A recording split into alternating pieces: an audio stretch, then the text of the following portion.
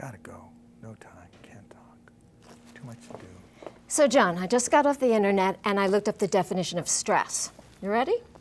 We find stress in everyday life, waiting in line, traffic jams, illness, you or a close family member, work.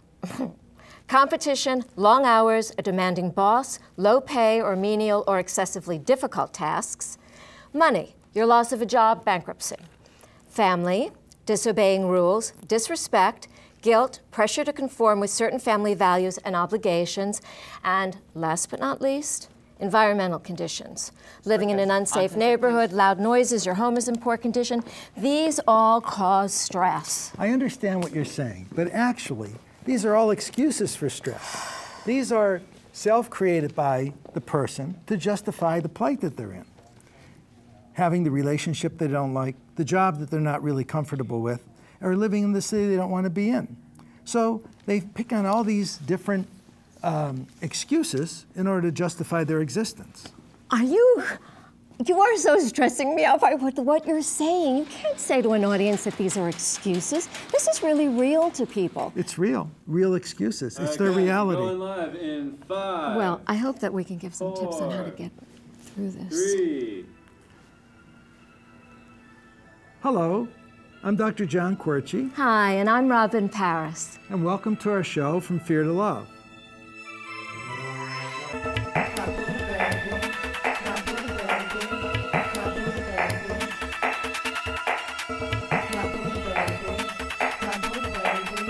Give me your wallet. Journey with me, baby. Take you on a ride. Cut the chase, let's race down to the lifestyle.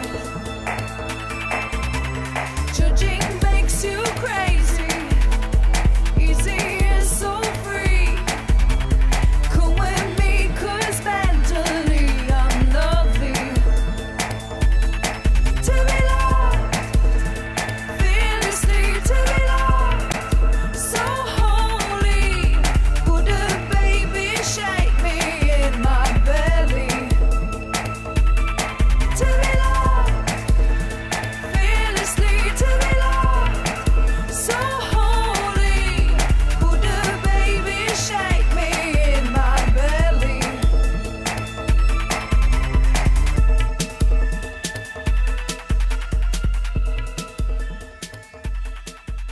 Welcome back to our series, From Fear to Love, and thank you for joining us on our journey of self-discovery. Tonight's episode is on stress. Robin, are you stressed? Yeah, just a little bit, John. So tonight, we're going to talk about stress, how to identify it, how to de-stress, and at the end of the show, I'm going to take us through a little exercise, a journey, on how to recognize it, breathe it out, and let it go. So stay tuned. Gotta go, can't talk, too much to do, no time now, bad week, bad day, bad time. Oh, here comes the train. Talk to you later, love you, later, later, later. Later never really comes. What we're really doing is running to make us numb so we don't have to feel. Realizing that the base of everything usually is one or many of the three things: our relationship, our job, the place we live. We're not happy with them. But to confront them, to be aware of them, to tell the people that we're involved with we don't want to be there, to draw boundaries, this takes a lot of courage. It's much easier to be numb. Be numb emotionally, eat too much, drink too much, have too much sex, just become a shopaholic. But let's step back a second.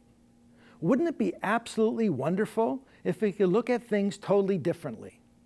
When we hear the noise of the city, instead of saying, oh, that's awful, let's put it together in a symphony. You hear the jackhammer. You hear the riveter building the new building, the crossing guard blowing his whistle, the truck honking its horn.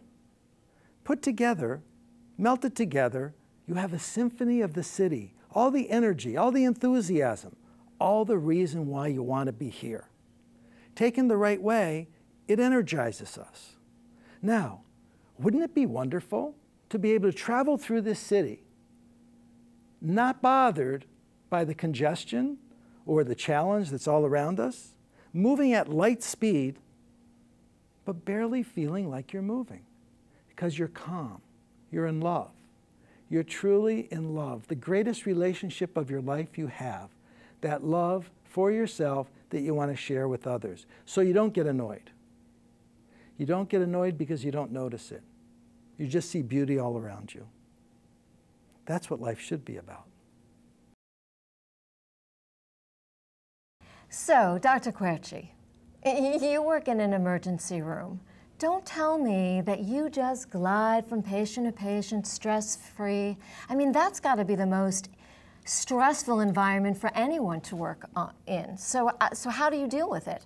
Well, there is stress. There's stress everywhere. But it's how you minimize the stress.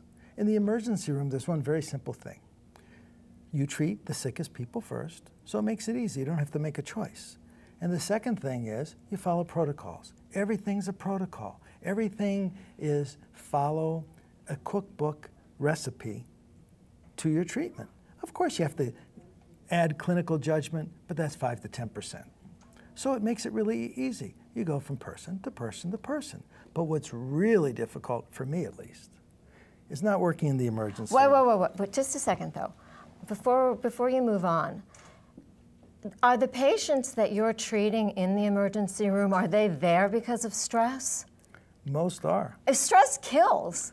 Yes, it does. So talk to me about that. Well, talk to our audience. Not only are they there for emotional stress, the most important reason that someone's there is fear.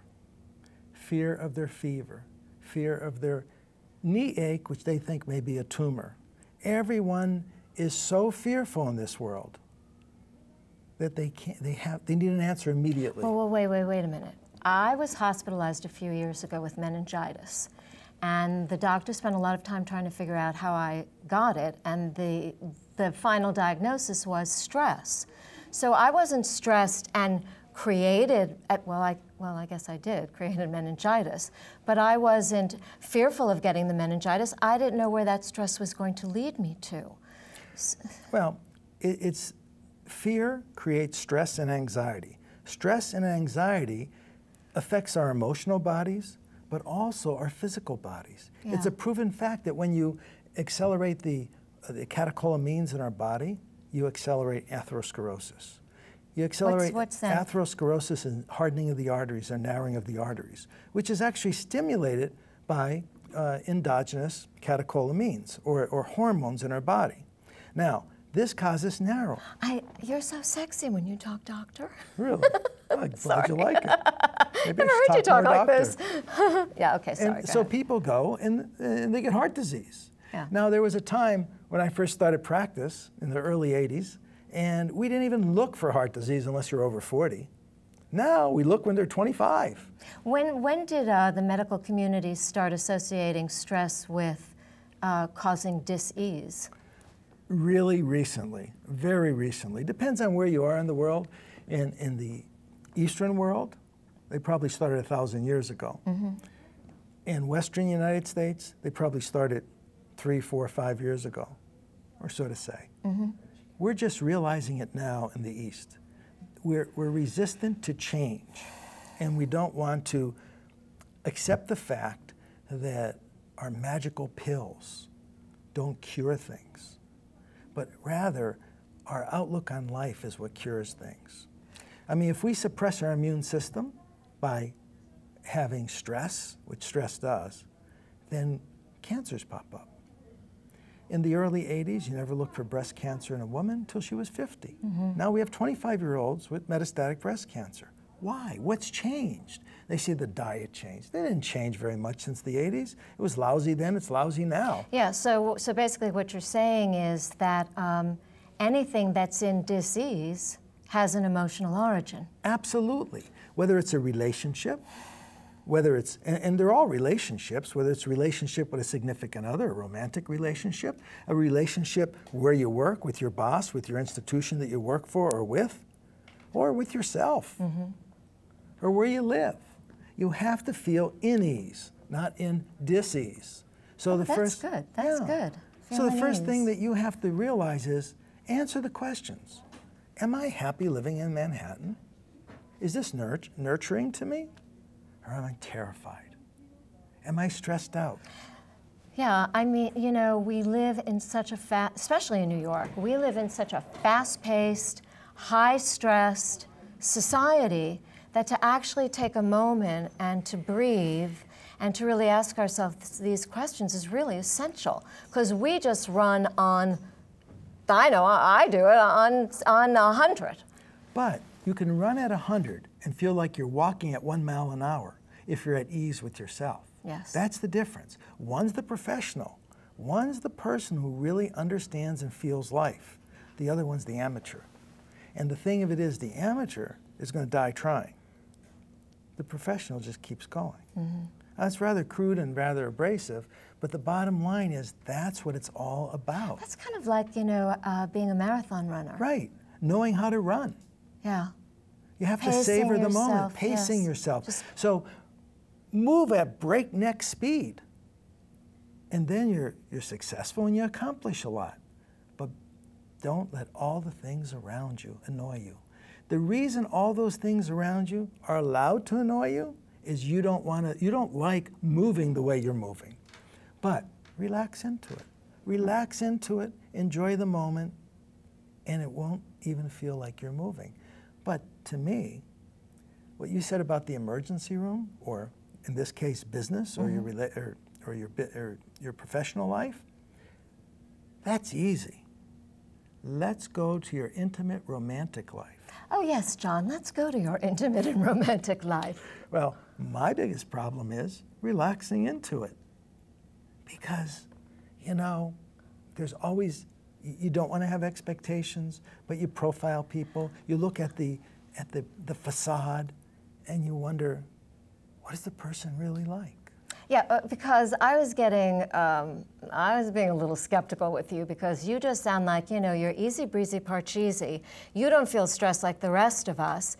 But I know you, John, and I know when it comes to relationships, if you were going to tell me that that wasn't stressful for you, because before, you know, an hour ago, you were about this girl that you're dating and the anxiety that it brings up.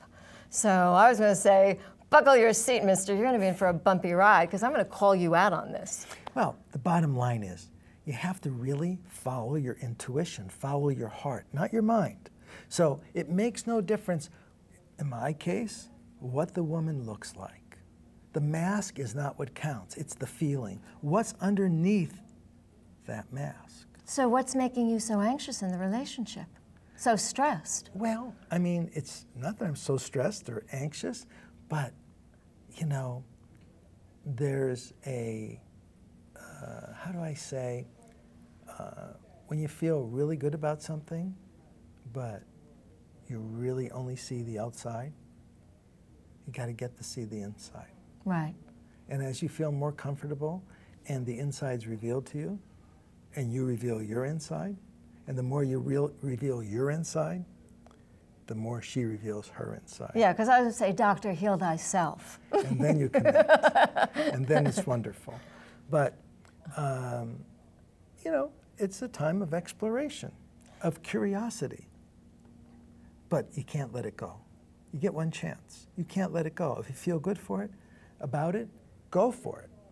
Yeah. No hesitation. You're absolutely right. In relation, we'll In talk about anything, jobs, relationships, right. moving. Right. It's the voice of fear. It's the mind that's, you know, running a million miles an hour.